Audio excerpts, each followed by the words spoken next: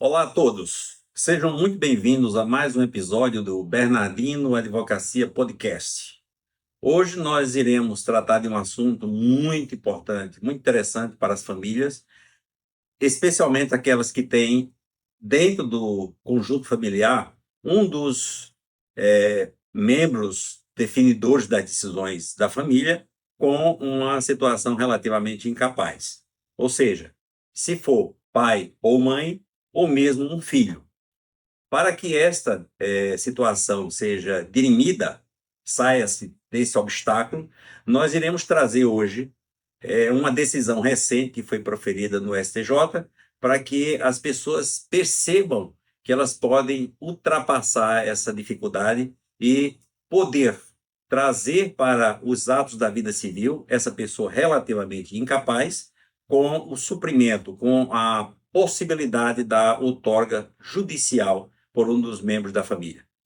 Eu estou aqui com o nosso amigo Dr. Rafael Beutner, que vai conversar comigo a respeito disto e trazer para todos que nos acompanham essa decisão tão importante para as pessoas.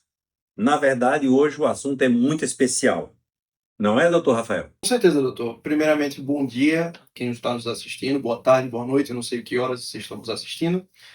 Com certeza, doutor. E quando a gente para pensar que até então, né, antes dessa decisão histórica do STJ, da terceira turma, até então, quem tinha alguma doença, um interditado, ainda que parcialmente, sofria travas, né? A junta comercial, o juiz, quase sempre queria barrar essa pessoa de ser sócia de uma empresa, né? E até então a gente via essa desigualdade que era causada em virtude dessa proibição, até que essa decisão histórica do STJ veio e transformou tudo isso e hoje permite que o interditado, né, ele possa ser não administrador, não empresário, mas um sócio e ter essa dignidade dele reconhecida como exige a Constituição Federal, né? Perfeito, doutor Rafael. Então, significa dizer que essa decisão ela vem realmente quebrar barreiras, porque a partir de então, aqueles obstáculos, como eu iniciei falando, e as dificuldades que se tinham para inserir-se um membro da família, ou até mesmo constituir um planejamento patrimonial, isso estava impossibilitado. Então, a decisão da terceira turma do STJ quebrou essa dificuldade, ou seja, tirou essa entrave, e a partir de então nós pudemos sim contar com a outorga do outro membro da família para poder fazer essa constituição do planejamento patrimonial e até mesmo quando é necessário que essas pessoas que tinham essa relativa incapacidade possam ou necessitem praticar atos da vida civil. É isso mesmo? Com certeza. E é justamente essa discussão, quando a gente analisa esse processo, que é muito interessante, que foi julgado pelo Superior Tribunal de Justiça, a quem interessar é o recurso especial 2216-579 de Sergipe, que foi julgado pela terceira turma, sob a relatoria da ministra Nancy Andrighi. A discussão foi justamente sobre o artigo 974 do Código Civil, né? E essa discussão, e o STJ trouxe essa possibilidade quando ele discutiu se o interditado ele pode ser empresário ou não, e se ele pode ser sócio ou não. O que ficou decidido? O interditado, aquele que tem de alguma forma não goza completamente dos seus direitos civis de decisão, ele na verdade ele não pode ser empresário, ele não pode tomar decisões administrativas nem de gerência, mas ele pode ser sócio. Então o que o STJ trouxe foi justamente essa possibilidade, essa autorização. E, consequentemente, isso permite que aquelas pessoas que desejam fazer um planejamento patrimonial e sucessório, uma holding familiar, né, e que tenham interditado na família, como o senhor bem disse, possam incluir esse interditado e ele possa fazer parte. Elas não ficam proibidas, não ficam impedidas de usufruir de todas as benesses que o planejamento patrimonial, em especial o holding familiar, oferece. Perfeito. Para que a gente pudesse trazer para um entendimento maior das famílias, a gente poderia fazer uma analogia com algum caso prático que nós tínhamos manuseado essa possibilidade? Você teria como nos dar, assim, por alto, algum caso que você tenha enfrentado, ou o caso que você enfrentou que gerou essa jurisprudência?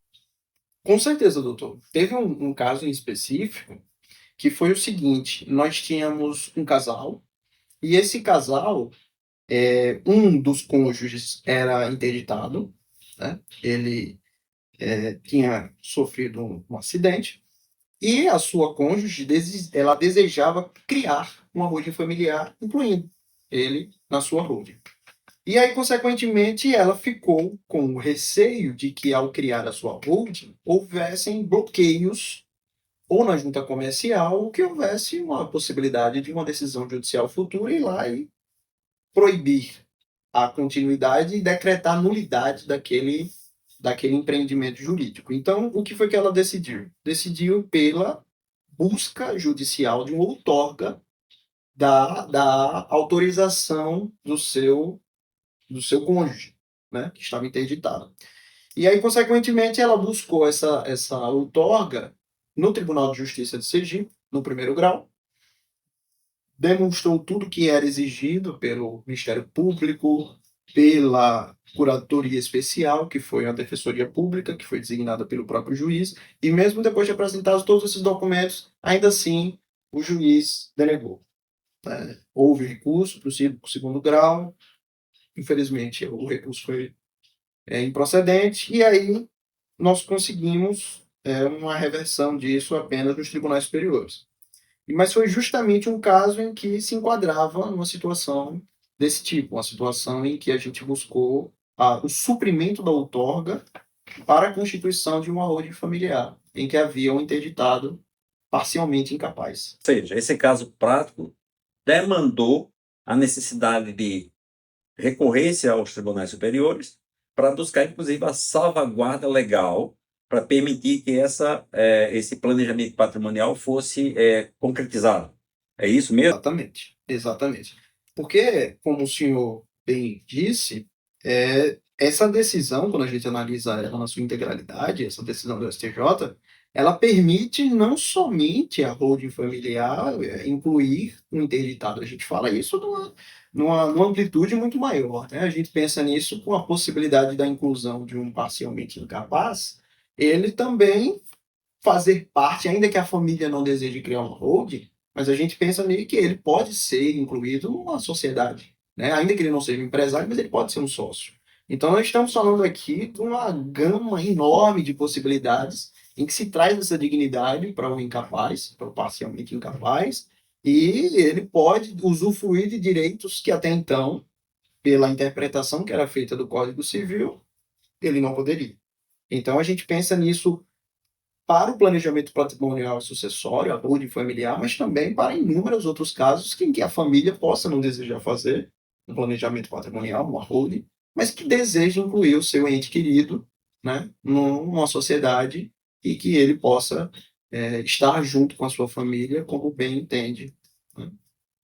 Ou seja, essa decisão, ela realmente permitiu que ao se constituir o planejamento patrimonial, você tenha respaldo legal para fazer, inclusive, a transferência dos bens imóveis.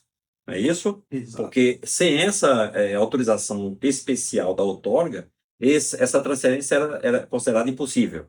E era exatamente isso que havia travamento.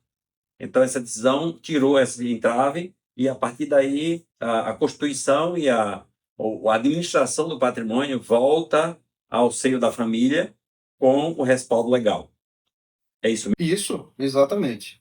E, consequentemente, como o senhor bem disse, a doação das cotas para um parcialmente incapaz, quando é feita, por exemplo, a criação, a integralização dos bens, ela torna-se plenamente possível, né? O parcialmente incapaz, ele, assim como aquele que goza integralmente das suas capacidades, ele volta a ter esse reconhecimento dessa dignidade e ele passa a ter tanto direitos quanto aqueles que são reconhecidamente capazes. E é justamente nesse sentido que o senhor falou. Então, vejam, você que nos acompanha, nós já estamos encaminhando-nos para o final do nosso episódio de hoje, e eu queria que você, resumidamente, falasse dos benefícios reais dessa decisão e o que representa para as pessoas que necessitam administrar melhor o seu patrimônio? Então, essa decisão, se a gente parar para resumir, eu diria que, tirando o foco principal da decisão, que é voltado ao planejamento, a holding, né, que a decisão ela foi para um caso específico disso, né, de criação do holding, planejamento patrimonial e sucessório, além dessa possibilidade de incluir um parcialmente incapaz dentro de uma sociedade empresária, como sócio e não como empresário, eu diria que isso abre a possibilidade, né, do reconhecimento da dignidade do parcialmente incapaz para todos os outros casos de criação de sociedades empresárias, mesmo que não sejam voltadas ao planejamento patrimonial e sucessório. Então, eu diria que o principal benefício, eu diria que, num primeiro lugar, é a salvaguarda dos direitos, a dignidade da pessoa humana. Eu diria que a representatividade desse caso é de nível constitucional, né? Tamanha a sua importância de trazer essa dignidade de volta, porque nós estamos falando de um Código Civil de 2002, uma Constituição de 1988. Mas ainda assim, esse Código Civil de 2002 não estava adequado, não estava reconhecendo os direitos da pessoa com deficiência ou a pessoa parcialmente incapaz, como deveria. Então, eu diria que esse é o primeiro benefício. O segundo benefício que nós poderíamos trazer é justamente esse. É o benefício a nível legal, a nível infraconstitucional. É a possibilidade de você reduzir as chances de uma junta comercial, de um juiz, ou então administrativamente do próprio ente fiscal, chegar e barrar a criação da sua empresa caso você inclua um parcialmente incapaz. Então você já tem uma redução e, consequentemente, uma facilitação de que as pessoas se sintam mais seguras ao criar a sua pessoa jurídica de incluir um parcialmente incapaz. E, como o próprio foco da decisão, e nós tratamos inicialmente, para quem deseja fazer uma holding também. Perfeito. Muito bom.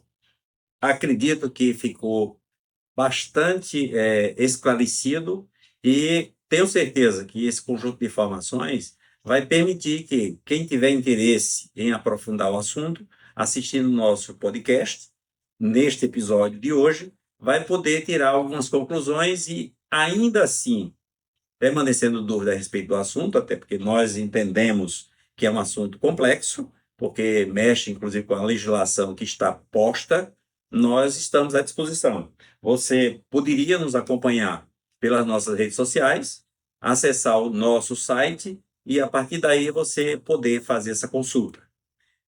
Por hoje, eu quero agradecer a companhia de vocês e ficarmos à disposição dos senhores.